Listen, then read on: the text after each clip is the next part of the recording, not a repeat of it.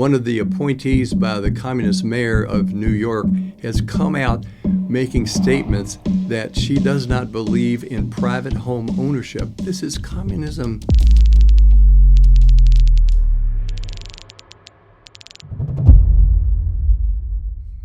Welcome back to another episode of Jack's Corner, where truth and reality have a seat at the table.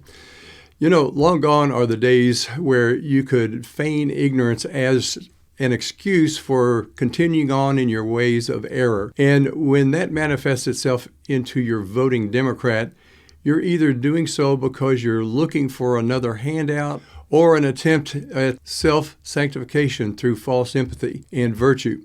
None of those will get you through the pearly gates, but more likely, subjugation under the rule of an authoritarian dictator in this life. Before I get into the individual topics of today, let me say this. There is not one thing that you can back up with evidence that the Democrats stand for that's proof of their love of God and country. The most recent example is President Trump's apprehension of the world's biggest drug kingpin, responsible for the deaths of hundreds of thousands of Americans. Yet, what do you hear from the Democrats? They all take the side of the dictator. The Democrats always take the side of America's adversaries. Not only was this dictator flooding this country with drugs, but he was a communist who was giving Russia and China a foothold in this hemisphere.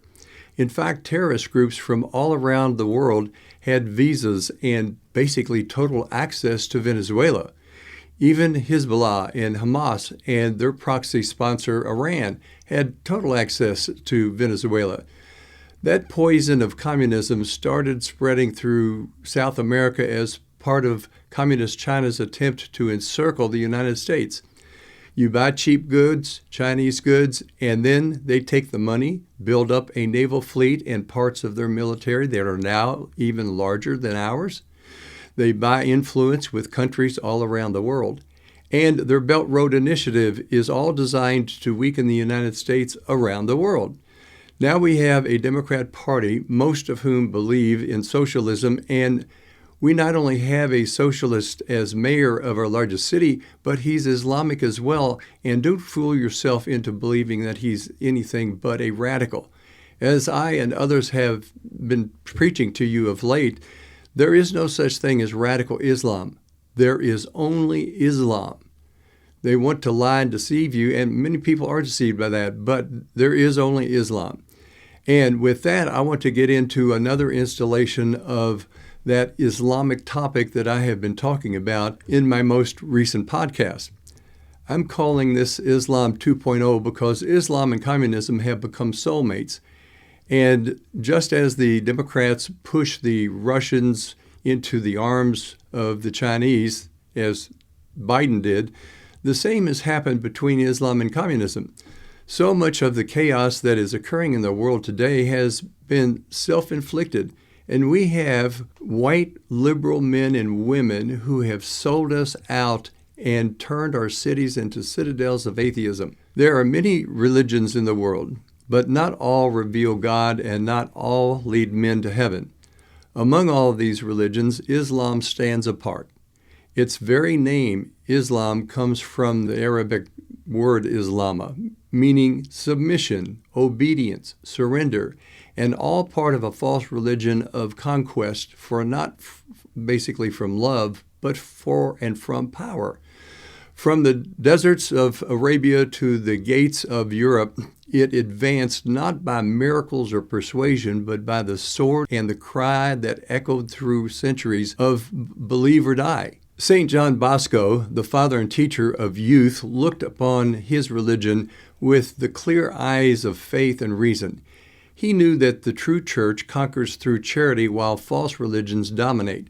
He details all of this in his famous book and Introduction to Islamic Theology, as well as others. In his book, he had a chapter on dialogues of a father with their children, which this was published back in 1853. Among its many chapters stands one of remarkable clarity, and that's Dialogue 13 on Muhammad. He notes that Muhammad could perform no miracles to confirm his teachings because he was not sent by God. Only God is the author of miracles that singularly divides all history. For Christ revealed himself through divine power, mercy, and miracles witnessed by thousands. Mohammed offered none. Christ preached forgiveness. Mohammed preached submission. Christ found his church with the blood of his own sacrifice. Mohammed built his empire with the blood of others. This is where the storm begins, the story of two kingdoms, two visions of the soul, one born of love and the other born of force. Bosco's book opens not with argument, but with tenderness, as a father would as he sits with his children and teaches them that truth really matters.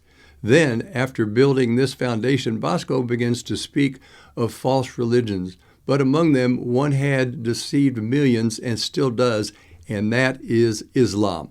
Bosco recounts how Muhammad was born in 570 in Mecca. Son of a pagan father and a Jewish mother, ambitious for wealth and fame, he traveled as a merchant and eventually married a wealthy widow. But deep in his heart, he longed for something greater, not holiness, but dominion. Afflicted with epileptic seizures, he deceived his followers, claiming that his convulsions were visions from an angel, the angel Gabriel. It was a calculated lie at the beginning of a religion built on illusion. Muhammad's so-called miracle was that the moon once fell into his sleeve and he placed it back into the sky. His followers took this absurd tale seriously, and the crescent moon became their symbol. It was not faith, it was deception. But his countrymen soon recognized him as a fraud and agitator. Muhammad fled to Medina, gathering a band of outlaws who became his first disciples and his first soldiers. With them, he began a campaign of conquest, turning faith into warfare and prayer into submission. Bosco's character speaks plainly that Muhammad spread his religion not through miracles or persuasion, but through the force of arms, favoring all forms of libertinism. He became the leader of a formidable band of robbers. It was not the gospel of peace, it was a kingdom of fear. Christ said, "Love your enemies." Muhammad said, "Strike down the unbelievers." Where the apostles carried the cross, Muhammad followers carried the sword. Islam's sacred book, the Quran, is no revelation, but a confused blend of Judaism, Christianity, and pagan superstitions arranged not by inspiration, but by convenience. Bosco notes that Muhammad himself could not read or write. The Quran was compiled by a Jewish scribe and an apostate monk, full of contradictions and moral errors. The Virgin Mary is confused with the sister of Moses, Miriam. So the doctrines are so obscene that the Christian soul trembles even to name them. And then comes the great contrast between Muhammad and Christ. Christ built his church with peace and sacrifice. Muhammad exalted passion. Christ demanded self-denial. Muhammad brought no miracles. Christ did, and healed the blind, raised the dead, and calmed the sea. Muhammad's doctrines are corrupting and absurd. Christ are sublime, pure, and divine. In Muhammad, no prophecy was fulfilled. In Christ, all prophecies were found at the end. Islam promises a heaven of lust. Christianity promises the vision of God. Islam enslaves man to fear. Christianity frees man through love. Thus, as you can see, the stark contrast between the two founders. It's the contrast between darkness and light. One degrades the soul and the other redeems it, and is a religion proved not by its power but by its holiness. So with that final install on the nature of the false religion of Islam, we now know of its danger, and we have allowed this deadly enemy within our borders, and our largest city is now governed by not only a radical Islamist, but a communist as well. Shame on us, folks. It's not just New York City, it's all of us, as nothing is just local anymore. Everything is now national, as we've seen through all the things that are going on in the cities with Minneapolis and Minnesota and New York and the West Coast. It's amazing how the destruction in this country has been brought about.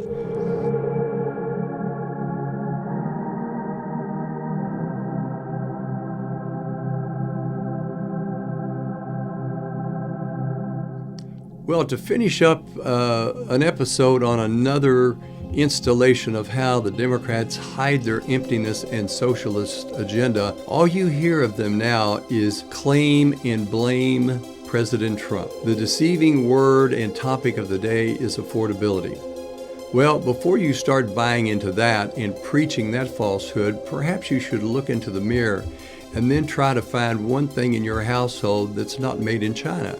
Perhaps you should dust off your memory and recollect that either you or many of your friends voted for Biden. Anyone who did vote for him should be wearing a badge of shame and dishonor right now because of the fraud and the failure of his administration that brought about the monies that you got from, say, the pandemic and that falsely named Inflation Reduction Act, which spent trillions of dollars that you didn't have to spend, causing the inflation to go out of control. Remember, when inflation goes up, prices go up. But when inflation comes down, the prices don't come down either. They're slow, if at all, to come back down. The one person that gave you the greatest economy of your lifetime, you voted out of office, and that was President Trump back in 2020. And now we're paying the price of that. But this happened because you were so prone to believe the lies of the Democrats, and you got what you voted for, folks. Now you're ready to believe the Democrats again, who have come up with another key word to deceive you, who gave you your misery, and you want to go back and try to lay the blame upon Trump for a lack of affordability? Now, in your stupor, you have overlooked the fact that many prices have come down, including inflation, all lower than under Biden. But yet some of you still are unhappy. Now the Democrats want you to believe that socialism is the quick fix answer. And as the Bible teaches us, the dog always returns to its vomit. And we are no better than that dog, always making the same mistakes over and over, ready to believe the lie over the truth every time. So when you hear the Democrats talk about affordability, there's one thing you have failed to ask them, and that is, how are they going to fix the problem of affordability that they created under Biden? Now some of you want to blame Trump after 1 year in office. How ridiculous is that? Remember, socialism survives off of a smile and empty promises, and there is not one country in the world or in history where it has succeeded. It destroys wealth and it murders its citizens.